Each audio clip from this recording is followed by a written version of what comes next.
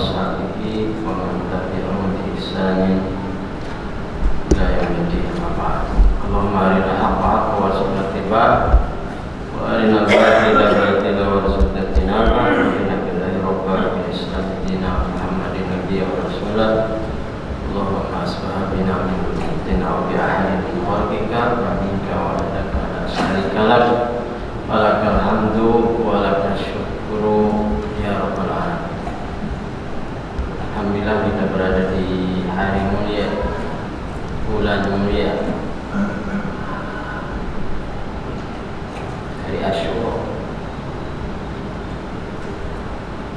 Mudah-mudahan bisa melakukan sunnah Rasul puasa. Puasa Asyura dan sunnah tasibu yukabbiru sana, dapat menghapus dosa satu tahun. Jamaah rahmatullah, begitu banyak nikmat karunia anugerah dan berbagai fasilitas yang telah diberikan kepada kita. Salawat dan salam kita sampaikan kepada kedua Rasulullah Muhammad bin Abdullah, keluarganya, para sahabat, tabi'in dan pengikutnya sampai akhir zaman. Jamaah rahmatullah, masih melanjutkan pembahasan tentang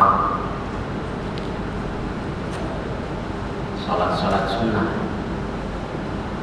anjuran melakukan sholat sunnah, diantaranya at-targhibu bi sholatil hajati wa du'aiha.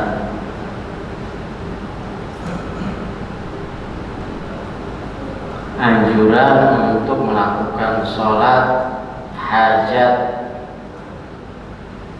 Hajat artinya kebutuhan, keperluan. Makanya ada hajatan, karena dia butuh menikahkan anak.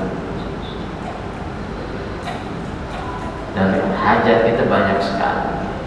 Urusan dunia, urusan akhirat, urusan pribadi, urusan keluarga,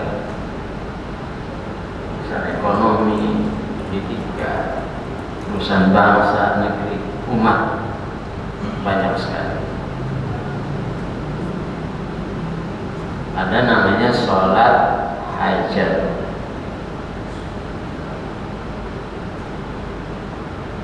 Dalam Al-Quran kita diperintahkan untuk sholat. Di antaranya minta pertolongan kepada Allah agar dimudahkan, digampangkan, dikabulkan urusan-urusan kita dengan sholat. Wasta'inu bis-sabri was-shalah. Mintalah pertolongan, bantuan kepada Allah. Medianya apa? Sarananya as-sabr, sabar. Sabar di antara sabar, puasa. Ketika ada masalah, ada problem, ada urusan, kepentingan, keperluan, di antara kita disuruh puasa.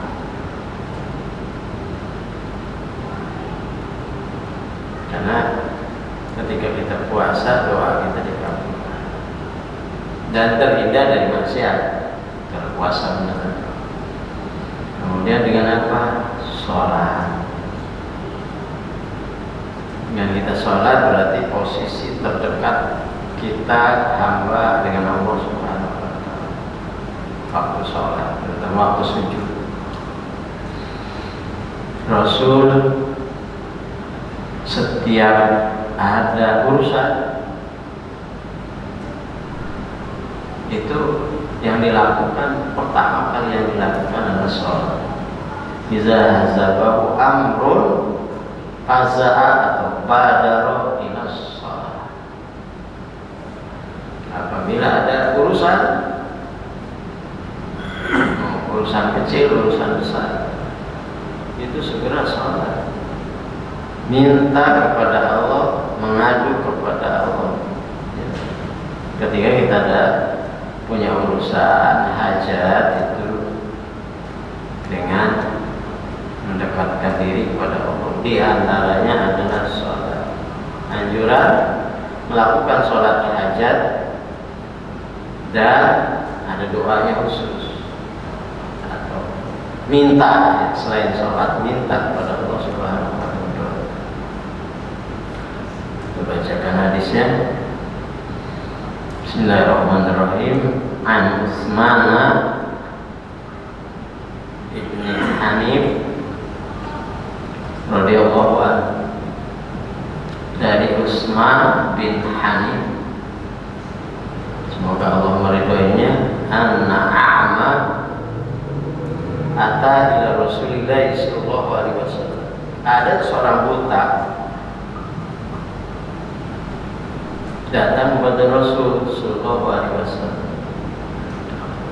Faqala, ya Rasulullah, ud'ullah ayakshifa li an basari. Datang pada Rasul, minta kepada Rasul. Dia bilang kepada Rasul, ya Rasulullah, minta doa, doakan aku dan Rasul, doakan saya kepada Allah Subhanahu, mintakan untuk aku kepada Allah Subhanahu. Apa permintaannya? Dia buta. Semoga Allah Subhanahu wa Ta'ala memberikan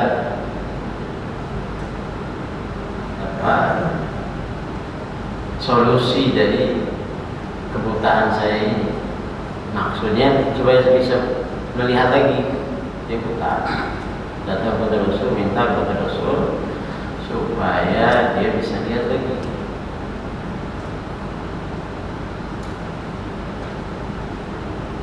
Ada seorang buta gitu, datang kepada Rasul, minta kepada Rasul agar minta didoakan supaya bisa melihat lagi, melek lagi. Apa kata Rasul? Qala awwa, ada apa? Kata Rasul, bagaimana kalau kamu bersabar aja? Tidak takdir, bersabar dengan kondisi buta, biarin aja udah begitu, udah takdir Allah. Kata Rasul, qala ya Rasulullah, innahu qad syaqqa alayya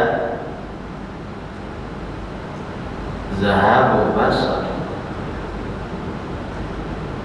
Kata seorang yang buta ini, wahai Rasulullah, berat bagi saya dengan tidak bisa melihat, ke masjid juga nggak ada yang nuntun. Jadi dia ingin optimal dalam melakukan ibadah. Begitu. Kalau melihat kan ke masjid nggak perlu ada yang nuntun, nggak menyusahkan. Berat bagi saya, susah bagi saya kalau kondisi seperti ini. Ke masjid aja harus ada yang nuntun. Apa kata Rasul? Qala fantalik fatawaddo summa sholli rak'atain.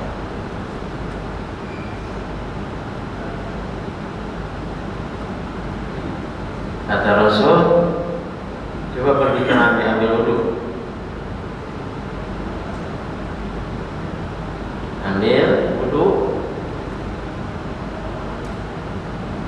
kemudian setelah itu sholat 2 rakaat.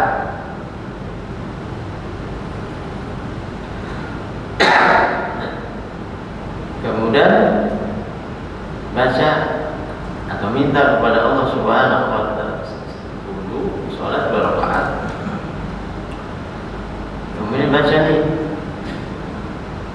summa qul Allahumma inni as'aluka wa atawajjahu ilaika bin Nabi Muhammadin sallallahu alaihi wasallam Nabi rahmah. Ya Muhammad, ini atawajjahu ila Rabbi bika ayakshifa li an basari. Doanya, di antara doanya. Kata Rasul, baca nih, ya Allah, sesungguhnya aku meminta padamu, menghadapmu dengan kemuliaan Nabi Muhammad SAW, Nabi yang penuh kasih sayang Nabi. Ya Muhammad, wahai Muhammad, sesungguhnya aku menghadap Allah Subhanahu wa Ta'ala dengan perantaraan. Mudah-mudahan, semoga Allah menyembuhkan penyakitku sehingga aku bisa melihat kembali. Allahumma syafi'hu fi wa syafi'ni fi nafsi. Ya Allah, jadikan Rasul sebagai perantara, sarana memberikan pertolongan kepadamu. Kemudian, ya Allah, apa yang aku lakukan ini jadikanlah sarana untuk menyelesaikan urusan. Itu yang dibaca. Ada lagi yang lebih populer, hadis riwayat Imam Tirmizi, barang siapa yang punya hajat kepada Allah, urusan dunia, urusan akhirat, urusan agama, dan barang siapa yang punya hajat pada manusia, urusan dunia, maka dia dianjurkan wudu dengan bagus wudunya, kemudian dia sholat 2 rakaat, kemudian memuji Allah, baca alhamdulillah, kemudian baca sholawat kepada Nabi, kemudian baca doa ini, la ilaha illallah al-halimul karim. Jadi doanya la ilaha illallah al-halimul karim, subhanallah rabbil arsyil azim, alhamdulillahi rabbil alamin,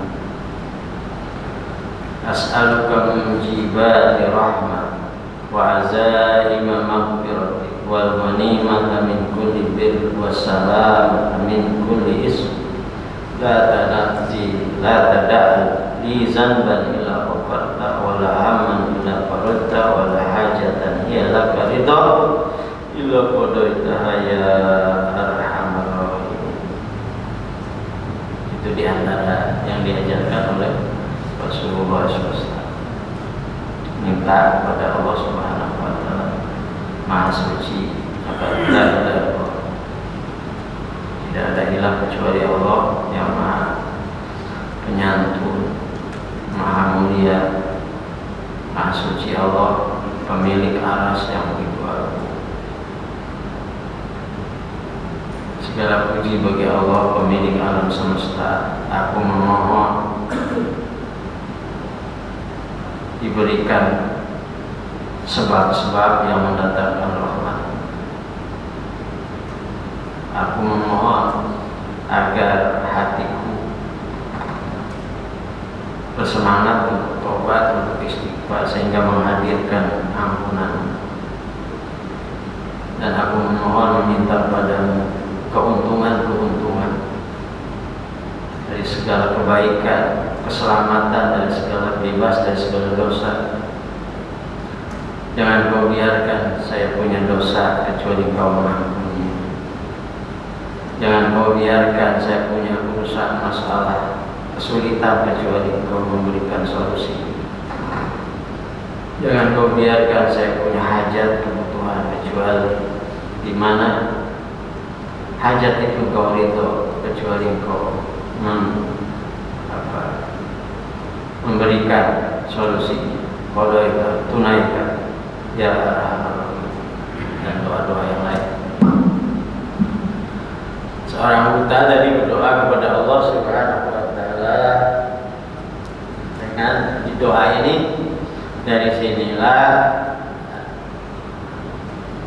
ulama mengatakan, sebagian ulama walaupun tidak semua ulama, dianjurkannya atau dibolehkannya paling tidak untuk tawassul dalam berdoa.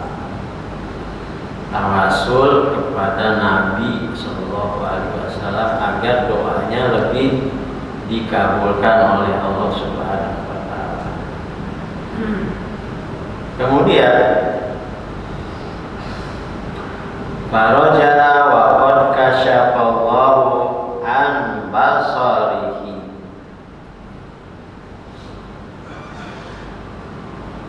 Dia pulang setelah sholat berdoa.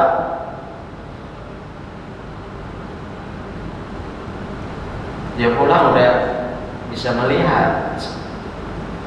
Tadinya buta, dengan dia wudu, sholat, baca doa, minta kepada Allah Subhanahu wa taala, di antaranya dalam doa ini bertawassul kepada Rasulullah sallallahu alaihi wasallam agar permohonannya dikabulkan. Kemudian setelah itu dia pulang dalam keadaan melihat. Itu di zaman Rasulullah sallallahu alaihi wasallam.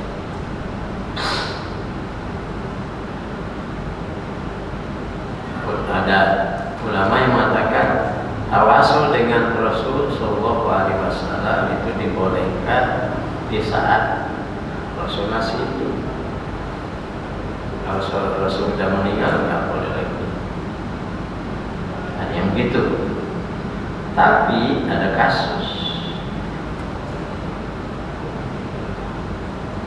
setelah Rasul nggak ada, di zaman Utsman bin Affan. Masih cerita yang meriwayatkan hadis itu Utsman bin Hanif. Dia menceritakan Rasul sudah meninggal masa Utsman bin Affan. Ada seorang laki-laki datang kepada Utsman bin Affan, khalifah. Dia ngapain datang situ? Fi hajatin lahu. Dia ada butuh, perlu gitu, minta bantuan kepada Utsman bin Affan. Berarti di zaman Utsman, bukan di zaman Rasul. Wa kana Utsman la yaltafitu ilaihi wa la yansuru fi hajatihi. Ketika orang datang menemui Utsman, dia perlu bantuan gitu. Utsman mungkin karena kesibukannya, karena banyak tamu dan banyak urusan yang lebih penting, Utsman tidak memperhatikan orang itu dan tidak menganggap urusannya itu penting bagi Utsman, sehingga dalam bahasa kita dia kecewa, dia pergi pulang. Kemudian seorang laki-laki ini Balakia Utsman bin Hanif bertemu dengan sahabat tadi yang meriwayatkan hadis tadi, Utsman bin Hanif. Lalu dia mengadulah, cerita, saya begini tadi ketemu Utsman bin Affan, saya meminta bantuan, nggak peduli sama sekali, nggak didengar gitu. Dia pulang kecewa. Lalu Utsman bin Hanif bilang kepada orang tadi, coba lakukan ini. Itil doa, ambil air, fatawaddo, kemudian kamu wudu, sumatil masjid, kemudian pergi ke masjid, fasholli bihi rakaatain. Kamu lakukan sholat di masjid itu 2 rakaat. Sumakul, kemudian baca ini, Allahumma inni as'aluka wa atawajjahu ilaika bi nabiyyina Muhammadin sallallahu alaihi wasallam nabiyir rahmah. Ya Muhammad, inni atawajjahu bika ila rabbi fayaqdi hajati wa tazakkar hajat. Tahu dia sebutkan tuh apa kebutuhan. Nah,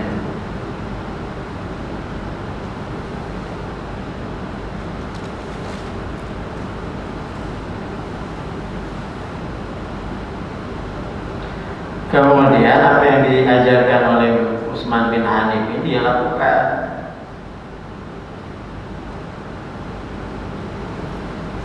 Setelah dia sholat berdoa tadi,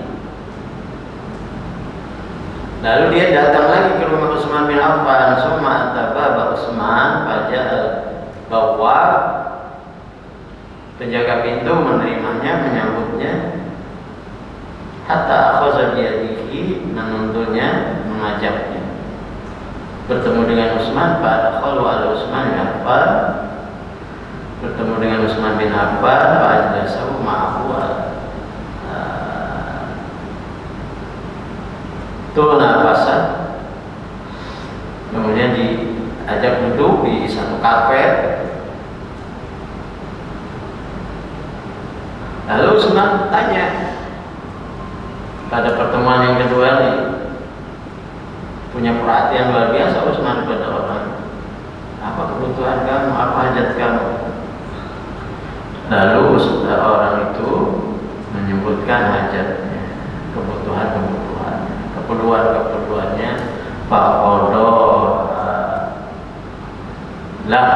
lalu Utsman memberikan, membantu semua yang dia butuh.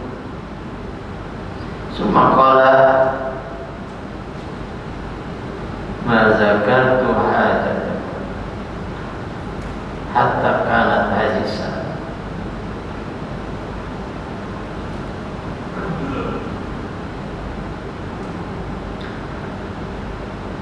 Kemudian dia berkata,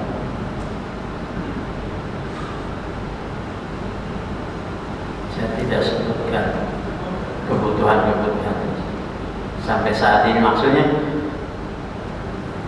semua kebutuhan yang terpenuhi.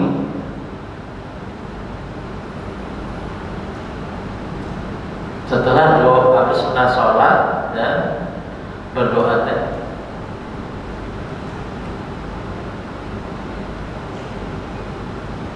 Kemudian setelah selesai urusannya bersama Utsman bin Affan, seorang laki-laki itu bertemu lagi dengan Utsman bin Hanif yang ngajarin sholat hajat tadi. Nah, lalu seorang laki-laki itu yang diajari ya, oleh sahabat Utsman bin Hanif bilang, jazakallahu khairan.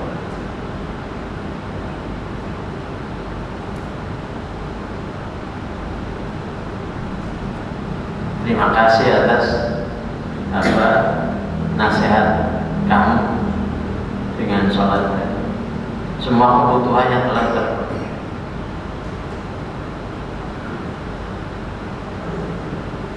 Lalu kata Utsman bin Hanif, saya tidak mengajarkan itu bukan dari saya. Saya mengajarkan itu bukan dari saya, tapi saya menyaksikan langsung dari Rasulullah SAW. Walakin syahidtu Rasulullah SAW wa ta'u rajulun dharir. Tadi hadis tadi di atas, saya menyaksikan sendiri ada seorang buta datang mengadu pada Rasulullah SAW karena tidak bisa melakukan banyak kegiatan, tidak bisa lihat. Lalu mengadu pada Rasul, minta dibantu, didoakan. Lalu Rasul mengajarkan doa sholat tadi, yang cerita hadis tadi. Kata Rasul, kamu bersabar aja. Kata orang buta itu, ya saya berat, bagi saya nggak ada yang nganter untuk sholat berjamaah. kita. Kemudian Rasul mengajarkan tadi, kamu wudu, kamu sholat 2 rakaat, kemudian doa minta kepada Allah Subhanahu wa Ta'ala. Hadisnya hadis sahih, paling tidak derajat hadisnya adalah hasan.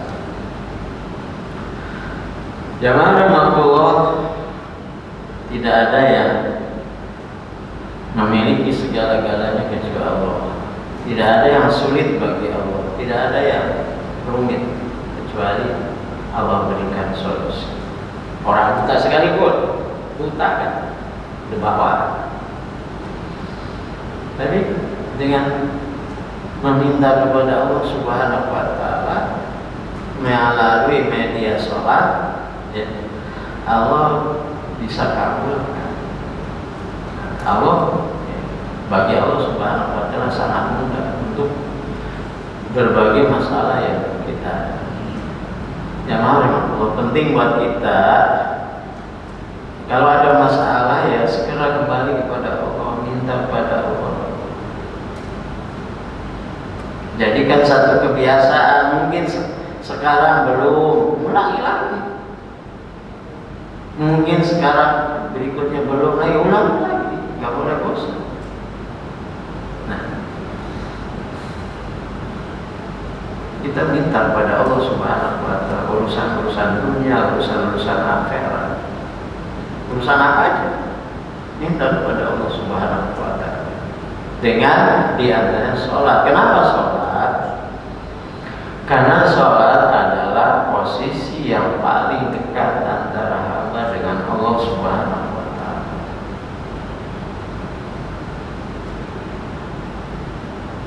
Itu sholat. Kemudian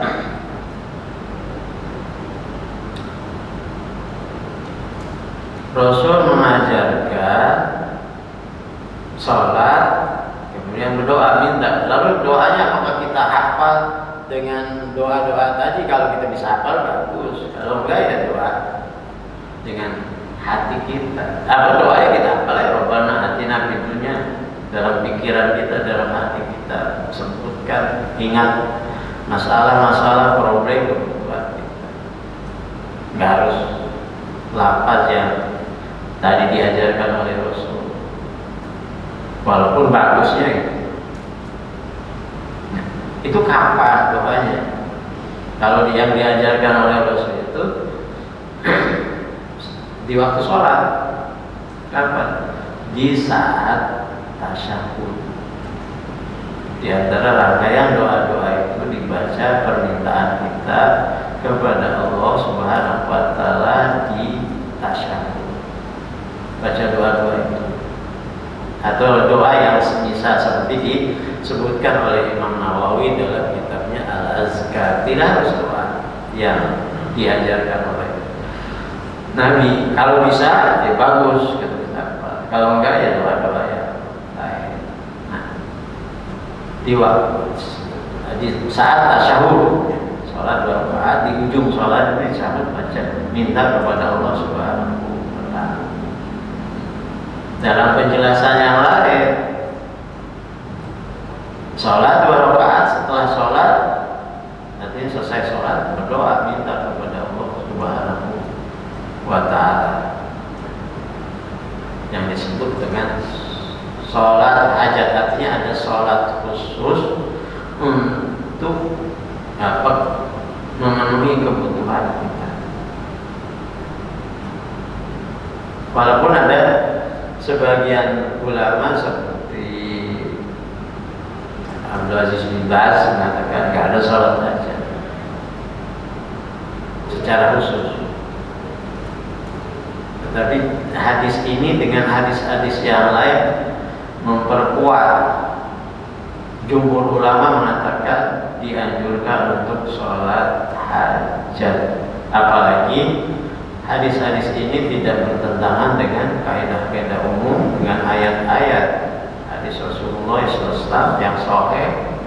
Setiap ada masalah Rasul sholat dan wasta'inu bis-sabri was-shalah. Sebagian orang ada masalah tidur, Sebagian orang ada masalah ngapain? Ngerokok. Sebagian orang ada masalah narkoba. Ada kan? Calon anggota legislatif nggak lolos, banyak utang, punya masalah, problem, lari kemana? Kembali kepada narkoba. Lari kepada Allah Subhanahu wa Ta'ala. Allah yang Maha Kaya, Allah yang memiliki segala-galanya, Allah yang Maha Kasih. Sudah belum tentu sesuai dengan doa yang diajarkan oleh Rasul, supaya doa kita dikabulkan oleh minta supaya diberikan kemudahan-kemudahan oleh Allah untuk melakukan amal-amal soleh taat. Ya, mujibati rahmati, maksudnya amal-amal soleh yang bisa menghadirkan, mendatangkan wa azaima maghfirati, dan kesungguhan hati untuk bertobat istighfar sehingga mendatangkan ampunan dari Allah Subhanahu wa Ta'ala, wal ghanimah min kulli bir, dan kebaikan-kebaikan, ya, maksudnya sebab-sebab yang mendatangkan kebaikan, kemenangan, seperti dalam perang dapat ghanimah, wassalamah min kulli ismin, dan bebas dari segala dosa. Itu maksudnya, bukan hanya sekedar kita melafazkan doa-doa tadi, tapi perilaku kita, sikap kita bertentangan dengan apa yang kita baca. Dosa iya, ya, maksiat iya, dan seterusnya. Tidak taat. Harus dihayati doa-doa tadi. Yang jelas sesuai dengan hadis tadi riwayat Imam Hakim dan disetujui oleh ulama-ulama yang lain bahwa hadis itu hadis sahih. Setelah selesai sholat berdoa, orang buta tidak lama kemudian dia pulang. Kemudian di saat dia pulang udah melek, udah sembuh. Itu kasus di masa Rasul. Di masa Utsman bin Affan, seorang yang sebelumnya datang kepada Utsman mengadu minta bantuan, banyak kebutuhan hajat. Utsman cuek aja, nggak dilayani, dianggapnya nggak penting. Lalu dia bertemu dengan Utsman bin Hanif. Utsman bin Hanif mengajarkan seperti yang diajarkan oleh Rasul dan seperti yang disaksikan dia langsung, kasus orang buta tadi. Lalu orang itu melakukannya, wudu, sholat, berdoa. Setelah itu dia datang lagi kepada Utsman lagi. Pada kedatangan yang kedua luar biasa, disambut dengan luar biasa. Bahkan Utsman menyediakan karpet khusus buat dia duduk, menanyakan apa masalah, apa problem, apa aja. Lalu dia sebutkan dan Utsman memberikan seluruh kebutuhannya. Apalagi yang kamu mau, apalagi yang kamu mau. Setelah itu dia ketemu lagi kepada Utsman bin Hanif dan menjelaskan, terima kasih atas apa yang kamu ajarkan kepada saya. Seluruh kebutuhan saya telah. Kata Utsman bin Hanif, bukan saya mengajarkan, saya menyaksikan langsung di masa Rasulullah SAW. Ada seorang buta datang kepada Rasul minta didoakan supaya sembuh atau supaya bisa melihat. Lalu Rasul bilang, kamu bersabar lebih baik, saya nggak bisa karena nggak ada yang ngantar saya untuk sholat berjamaah ke masjid. Lalu kata Rasul, kamu ambil wudhu, kamu sholat, kamu minta kepada Allah Subhanahu wa Ta'ala. Setelah itu dia bisa melihat. Mudah-mudahan ya hadis-hadis seperti ini dan sangat kita butuhkan dalam kehidupan kita sehari-hari. Jangan sampai kita ketika ada masalah, kita ada problem, cari solusi yang lain, bukan kembali kepada Allah Subhanahu wa Ta'ala. Jadi mudah, gampang dan seterusnya. Kalau kita dekat kepada Allah Subhanahu wa Ta'ala, apalagi hari di mana kita puasa, kita manfaatkan kesempatan-kesempatan. Apa Qul qouli hadza wa astaghfirullah li wa lakum. Assalamualaikum